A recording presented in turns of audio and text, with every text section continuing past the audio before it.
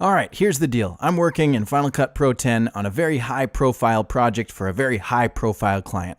As you can see as I skim over this, this is probably some of the highest quality content you'll ever see. This sitcom is hilarious. It's very complex. I'm ready to export it.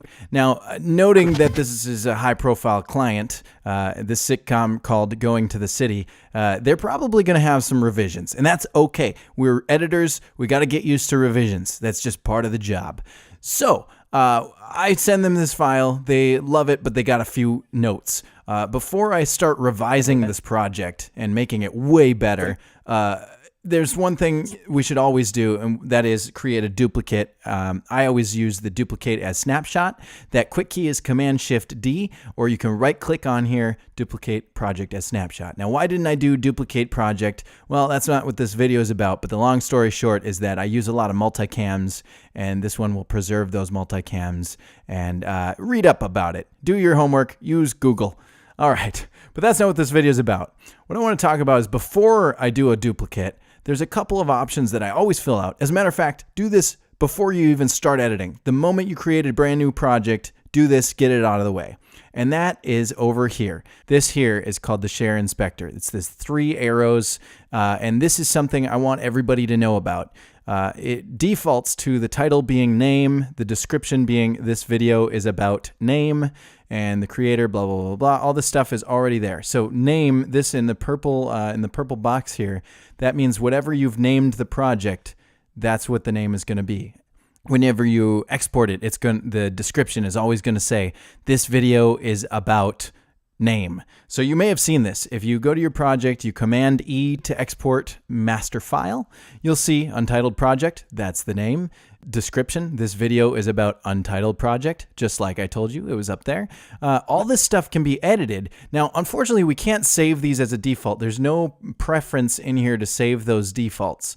But when you create this new project, you can go up here and add all this content in from the top, then it's just always there. And whatever I change in here, when I make a duplicate of this project, all of this info stays. All of it duplicates over. So, title, name. Right now, the name of this is Going to the City. Really great sitcom that totally exists in the real world.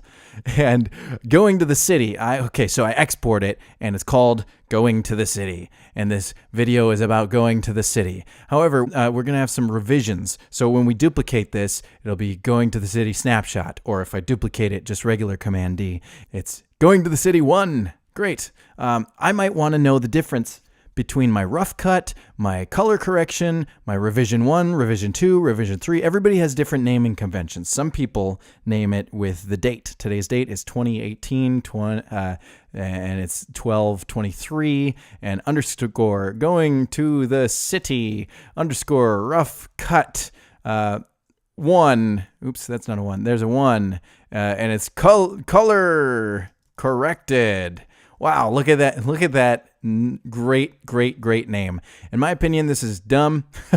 It's a waste of time, and it makes it look really busy. There's just too much information in this browser, and when I have 15 different revisions, this is going to be a pain in the butt. I'm going to have to click on every one and arrow through to read what it says. So what I want to encourage everybody to do is get rid of this stupid, filthy habit. You can organize things by date, for crying out loud. Get the date out of there. The date is embedded. It's right here. It's right here. We see the date.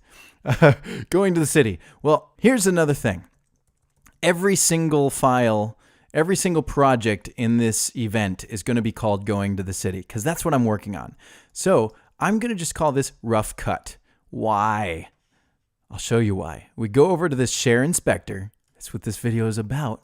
We're going to type Going to the City underscore, and then leave the name in there. Now I can update the description to be a group of friends decides to go to the city, period. Great. What a great description. And creator is hi. Oh no, the creator is me.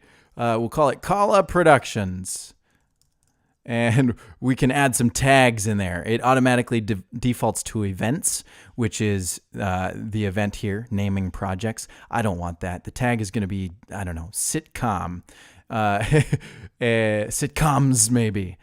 You can do all kinds of stuff. Everybody has their own preferences. And this little drop-down arrow here, you can add directors, episode ID. That's going to come in handy for this really high-profile sitcom client. There's all sort of stuff here. And edit share fields allows you to go in. You can see all of this stuff that you can add in there. You can add the duration. You can add the current user. There's a lot of stuff. I encourage you to go through and explore. There's a lot of good stuff here. So I've named it going to the city _ and I've kept the name there. That allows me to name it rough cut. All I have to look at is rough cut. And now when I make a snapshot, I might have to go in and delete all this stuff here. I'll rename it as revision 1. Right? Now I know which one is the rough cut and which one is the revision 1. And in my duplicate, right over in this share inspector, going to the city _ name. Now, when I go to click on my project and I Command E to export it, in this pop-up, it automatically fills all this stuff out. Everything is as it should be.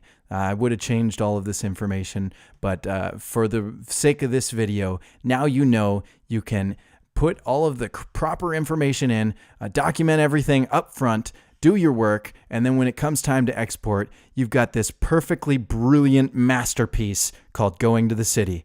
So thanks for being an awesome person and watching this video. Thanks for being an awesome editor. And if there's anything you'd like to learn about Final Cut Pro, let me know in the comments below. I'd be happy to help. Thanks for watching.